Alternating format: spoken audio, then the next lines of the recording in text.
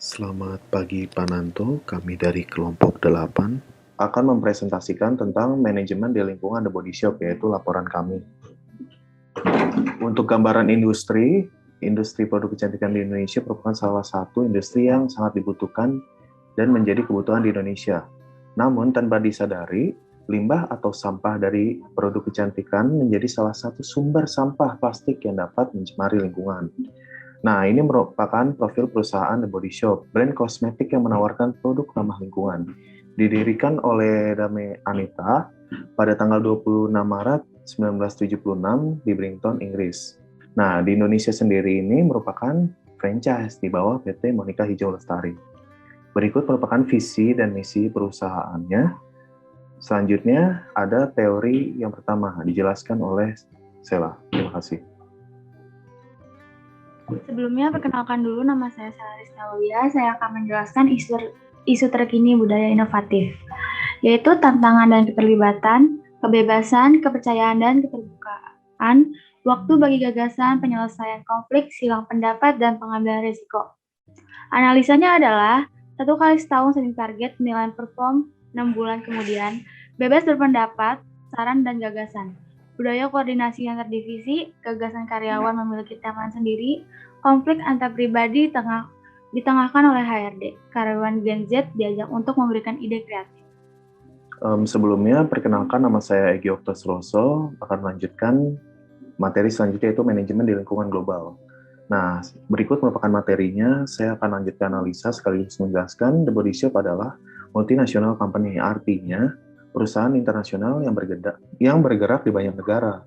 Nah, untuk di Indonesia sendiri itu sistemnya franchise atau berada di cabang Asia Pasifik di bawah negara Singapura sebagai perwakilan dari cabang Asia Pasifik. Nah, yang menarik di sini, The Body Shop memiliki dua pandangan, yaitu etnosentris dan polisentris. Yaitu etnosentris yang artinya adalah praktik kerja yang terbaik dari negara asal, yaitu dari Inggris tadi, yaitu contohnya dari desain toko, penataan barang, dan strategi marketnya. Intinya dari nilai-nilai pokok perusahaan. Nah, untuk polisentrisnya sendiri itu ada seperti praktik kerja yang terbaik dari negara tuan rumah, contohnya di Indonesia. Nah, organisasi budaya bekerja dan isu budaya itu disesuaikan dengan di Indonesianya sendiri. Nah, untuk tantangan dan strateginya, berikut adalah era digital dan lokal relevance. Era digital itu artinya tantangan untuk market kepada konsumen itu, karena saat ini di era digital, jadi The Body Shop memiliki tantangan tersebut. Nah, untuk lokal relevance-nya karena The Body Shop sudah secara internasional, jadi tantangannya adalah pendekatan pada negara-negara yang akan menjadi target marketnya begitu. Selanjutnya adalah teori tanggung jawab sosial atau pendekatan cara aktivis. Nah, untuk analisanya, untuk The Body Shop sendiri berada pada level pendekatan aktivis.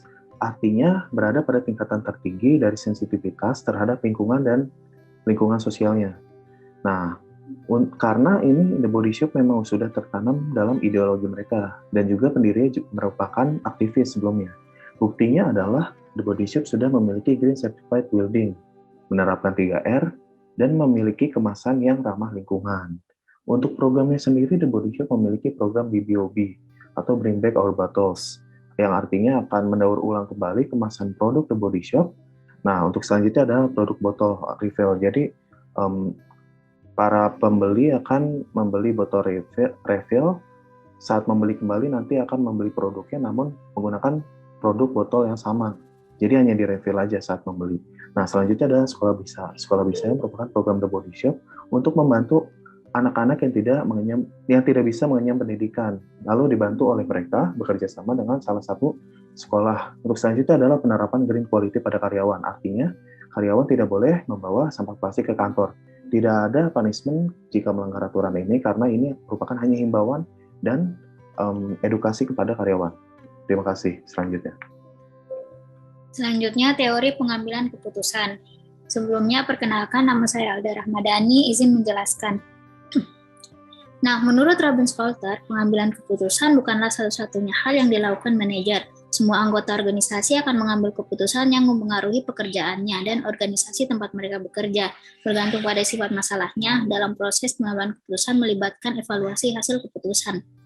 Ada beberapa teori pengambilan keputusan, yaitu pengambilan keputusan rasional, masalah terprogram dan keputusan terprogram, masalah tak terprogram dan keputusan tak terprogram, gaya berpikir linear dan non-linear. Dalam analisa kami, pada perusahaan The Body Shop menggunakan pengambilan keputusan rasional atau objektif dan logis. Pertama-tama, perusahaan The Body Shop akan mengidentifikasi masalah tersebut, lalu mempertimbangkan alternatif, mengumpulkan informasi, dan bertindak tegas namun dengan bijaksana. Yang kedua, perusahaan memiliki SOP agar ketika terjadi masalah terprogram, seperti keterlambatan karyawan dan kerusakan barang, artinya juga mengambil keputusan terprogram. Masalah terprogram ini biasanya dilakukan secara berulang-ulang, maka perusahaan sudah memiliki prosedur untuk menyelesaikannya bagaimana. Terakhir, jika masalah tak terprogram terjadi pada saat operasional, tim terkait akan koordinasi dengan superior dan juga departemen terkait untuk mengambil keputusan secara tak terprogram. Biasanya keputusan tak terprogram ini menghasilkan keputusan yang lebih sedikit alternatif dibanding dengan keputusan terprogram. Sebelumnya perkenalkan, nama saya Kalisa Nur Ramadhania. Saya akan menjelaskan tentang teori prosedur rekrutmen di PT Sami. Prosedur rekrutmen PT Sami terlampir dalam laporan. Analisanya adalah permintaan tenaga kerja dari atasan, pengumuman lowongan, wawancara oleh HRD, wawancara dengan atasan, manajer atau direktur, final interview, negosiasi gaji dan benefit, diberikan surat agreement jika disetujui semua pihak. Oke, sekarang saya ingin menjelaskan tentang teori X dan Y McGregor. Sebelum itu, izinkan saya memperkenalkan diri. Perkenalkan, nama saya Stefanus Allegio Pandowo Ginting. Sekarang saya ingin membahas tentang materi teori X dan Y McGregor. Teori X merupakan pandangan manajemen bahwa karyawan perlu dikendalikan dengan ketat. Ini contohnya adalah jika ada seorang karyawan yang tidak taat peraturan, maka perusahaan tersebut akan mengeluarkan peraturan yang cukup ketat supaya untuk mendisiplinkan karyawan tersebut. Lalu yang kedua ada teori Y. Teori Y merupakan pandangan manajemen bahwa karyawan menikmati pekerjaannya, bebas, berkreativitas, dan fleksibel. Dan motivasi untuk karyawan dari teori Y cenderung pada achievement, kebutuhan, dan kebebasan atau bekerja. Nah, dari achievement, kebutuhan, dan kebebasan bekerja ini adalah salah satu bentuk motivasi dari suatu perusahaan kepada masyarakat, kepada lingkungan pekerja karyawan. Nah, achievement ini bisa kalau di perusahaan body shop, achievement ini bisa merupakan penambahan bonus atau penambahan poin jika karyawan tersebut telah mencapai target yang ditentukan oleh suatu perusahaan. Dan lalu yang kedua adalah kebebasan. Kebebasan ini adalah dalam teori Y, manajemen The Body Shop juga membebaskan karyawannya untuk bekerja secara aktif. Karena memang sudah dari internal perusahaan tersebut, karyawan The Body Shop memang aktif tanpa harus diberikan pandangan teori X.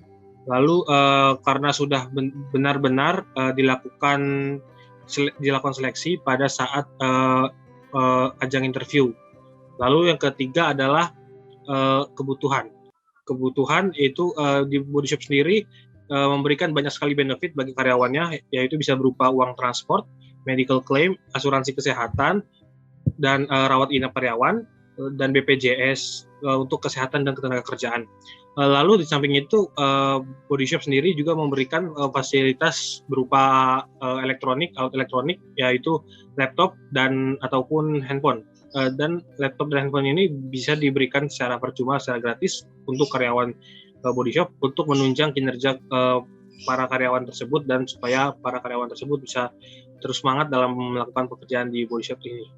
Itu saja kira dari saya. Sekian, terima kasih.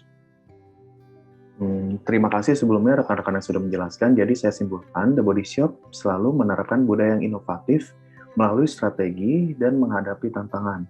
Intinya The Body Shop juga memiliki beberapa prosedur yang baik untuk karyawannya dan manajemen yang fleksibel pada karyawannya. Begitu. Untuk sarannya, saat ini Indonesia butuh lebih banyak perusahaan yang peduli pada lingkungan sekitar dan lingkungan sosialnya. Begitu. Jadi demikian presentasi kelompok kami. Kurang lebihnya mohon maaf jika masih banyak kesalahan. Kami tutup. Terima kasih.